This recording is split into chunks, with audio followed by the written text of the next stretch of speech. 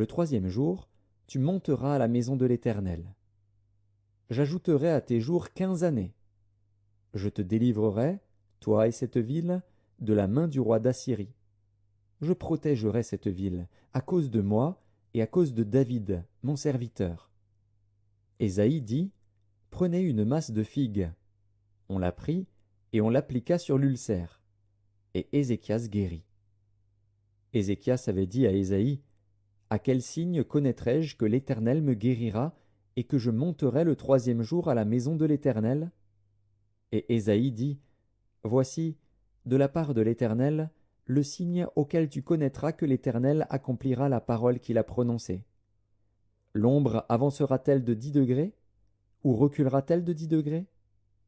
Ézéchias répondit, c'est peu de chose que l'ombre avance de 10 degrés, mais plutôt qu'elle recule de 10 degrés. Alors Ésaïe, le prophète, invoqua l'Éternel, qui fit reculer l'ombre de 10 degrés sur les degrés d'Akaz, où elle était descendue.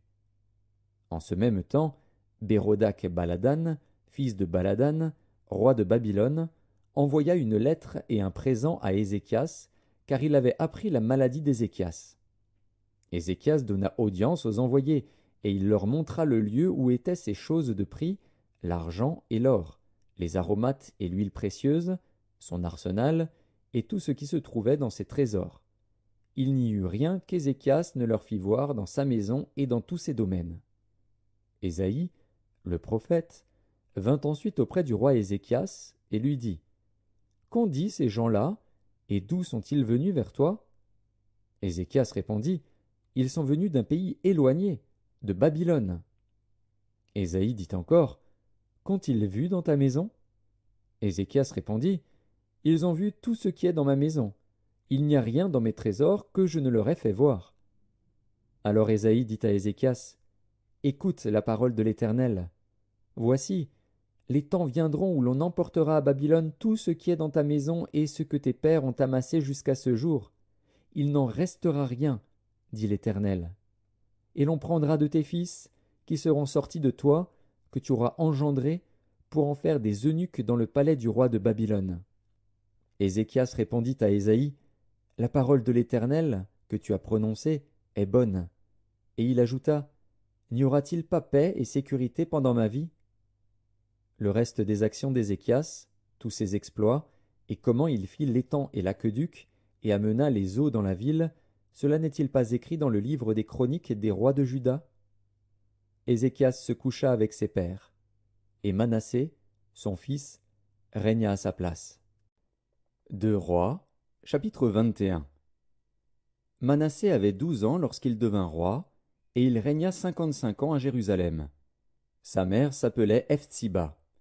Il fit ce qui est mal aux yeux de l'Éternel, selon les abominations des nations que l'Éternel avait chassées devant les enfants d'Israël.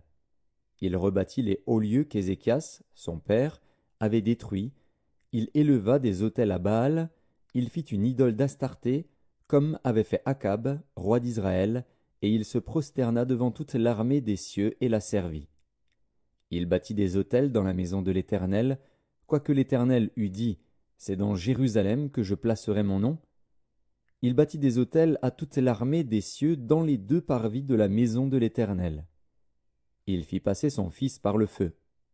Il observait les nuages et les serpents pour en tirer des pronostics, et il établit des gens qui évoquaient les esprits et qui prédisaient l'avenir.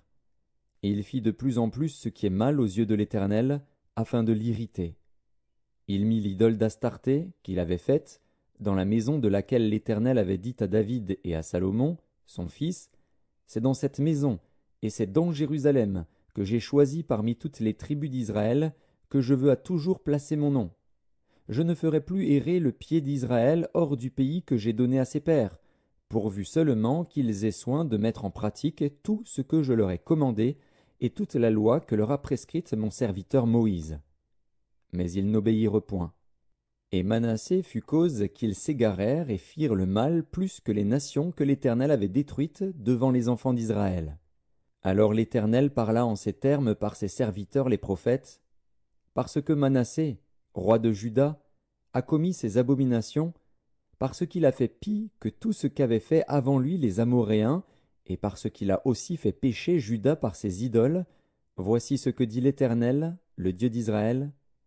Je vais faire venir sur Jérusalem et sur Juda des malheurs qui étourdiront les oreilles de quiconque en entendra parler. J'étendrai sur Jérusalem le cordeau de Samarie et le niveau de la maison d'Akab, et je nettoierai Jérusalem comme un plat qu'on nettoie et qu'on renverse sans dessus-dessous après l'avoir nettoyé. J'abandonnerai le reste de mon héritage, et je les livrerai entre les mains de leurs ennemis.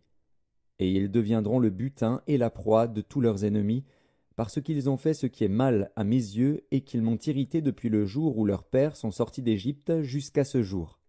Manassé répandit aussi beaucoup de sang innocent, jusqu'à en remplir Jérusalem d'un bout à l'autre, outre les péchés qu'il commit et qu'il fit commettre à Juda en faisant ce qui est mal aux yeux de l'Éternel.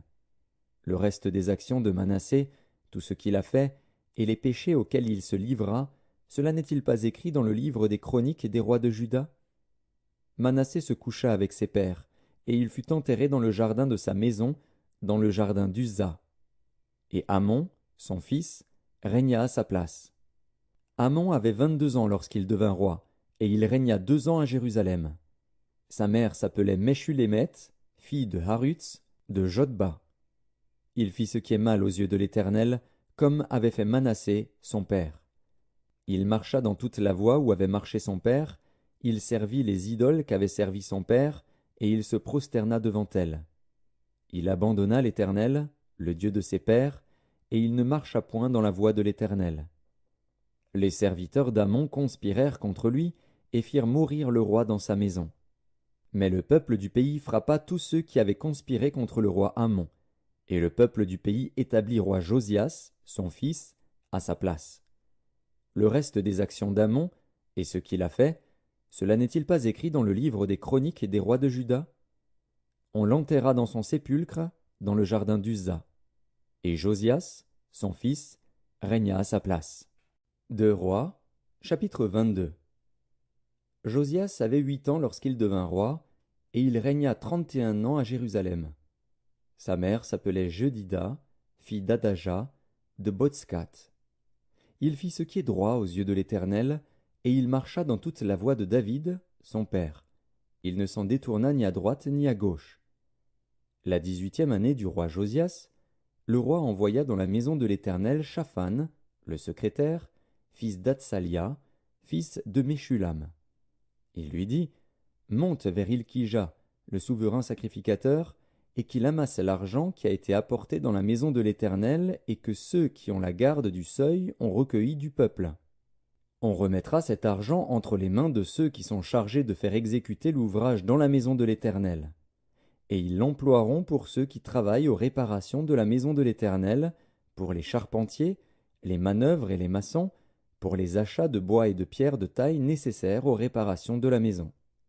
Mais on ne leur demandera pas de compte pour l'argent remis entre leurs mains, car ils agissent avec probité. » Alors Hilkija, le souverain sacrificateur, dit à Shaphan, le secrétaire, « J'ai trouvé le livre de la loi dans la maison de l'Éternel. » Et Hilkija donna le livre à Shaphan, et Shaphan le lut. Puis Shaphan, le secrétaire, alla rendre compte au roi, et dit, « Tes serviteurs ont amassé l'argent qui se trouvait dans la maison, et l'ont remis entre les mains de ceux qui sont chargés de faire exécuter l'ouvrage dans la maison de l'Éternel. » Shaphan, le secrétaire, dit encore au roi, « Le sacrificateur Hilkija m'a donné un livre. » Et Shaphan le lut devant le roi. Lorsque le roi entendit les paroles du livre de la loi, il déchira ses vêtements. Et le roi donna cet ordre au sacrificateur Hilkija, à Achikam, fils de Shaphan, à Akbor, fils de Miché, à Shaphan, le secrétaire, et à Azaja, serviteur du roi, « Allez, consultez l'Éternel pour moi, pour le peuple et pour tout Juda, au sujet des paroles de ce livre qu'on a trouvé. Car grande est la colère de l'Éternel, qui s'est enflammée contre nous, parce que nos pères n'ont point obéi aux paroles de ce livre et n'ont point mis en pratique tout ce qui nous y est prescrit. » Le sacrificateur Hilkija, Achikam, Akbor, Shaphan et Azaja allèrent auprès de la prophétesse Hulda, femme de Shallum, fils de Tikva, fils de Haras, gardien des vêtements. Elle habitait à Jérusalem, dans l'autre quartier de la ville. Après qu'ils